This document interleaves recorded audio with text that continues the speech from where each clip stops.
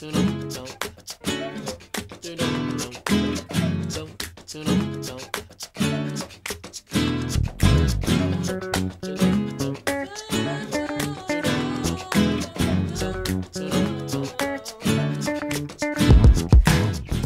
Atelier Passion, c'est une boutique un petit peu atypique parce que j'y fais beaucoup de choses différentes. Elle porte le nom Passion. J'y réalise un peu toutes mes passions, c'est-à-dire ça va de la broderie point compté, autrement dit point de croix, la broderie traditionnelle, le bouti, je fais également du cartonnage et de l'encadrement. Donc ça relève de différentes techniques. Donc activité, bon, il y a de la vente, hein, puisqu'il y a toute la partie vente de fiches par exemple pour broder, de matériel pour broder, de tissus, enfin bon, vous voyez un petit peu tout ce qu'il y a dans le magasin. Également une activité de conseil très importante parce que les gens viennent chercher des idées, chercher des conseils, apprendre des petites techniques, des petites astuces. Beaucoup de gens font partie d'associations, donc viennent avec des idées de ce qu'ils veulent réaliser. Et puis il y en a d'autres qui viennent et puis qui regardent tout ce qu'il y a dans le magasin et qui se disent « Ah bah oui, ça c'est joli, on a envie de faire, comment on fait, où est-ce qu'on trouve la fiche, ou bien est-ce qu'on fait ça en atelier ?» puisqu'il y a aussi des ateliers qui sont proposés. Et donc chacun vient avec ses idées ou vient chercher des idées.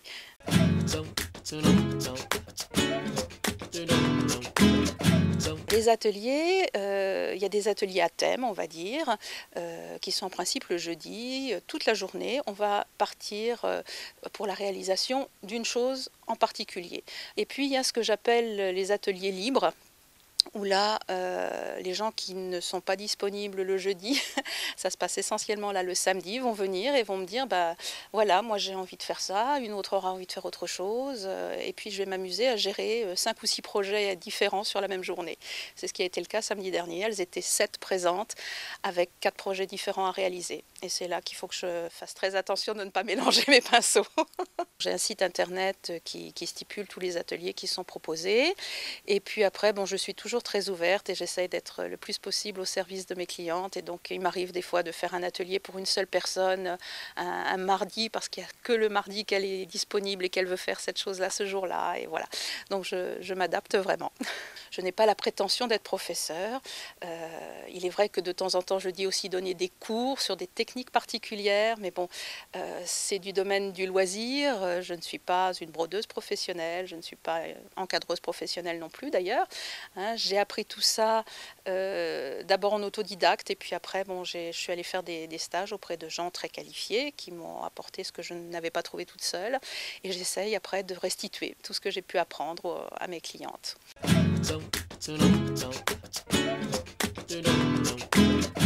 Je pense qu'il faut avant tout être très patient, parce que c'est toujours un travail de longue haleine.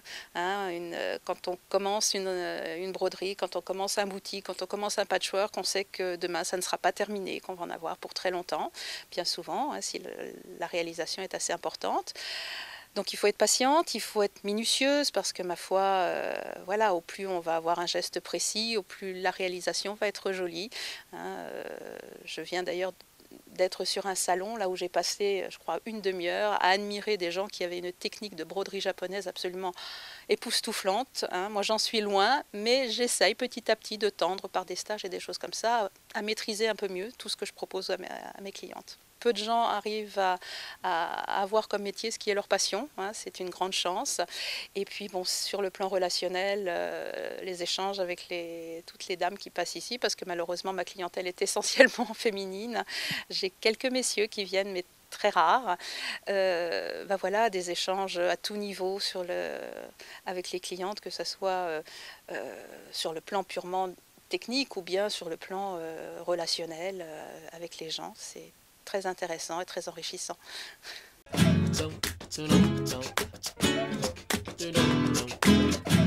J'ai fait une petite étude qui me disait que normalement il aurait fallu que j'aille m'installer à Metz, parce que dans la région nous sommes très peu nombreuses à faire ce genre d'activité, que sur Metz, il n'y a absolument plus aucun commerce de ce type. Mais bon, je ne me voyais pas à l'âge que j'ai à reprendre l'autoroute tous les matins, à partir à Metz.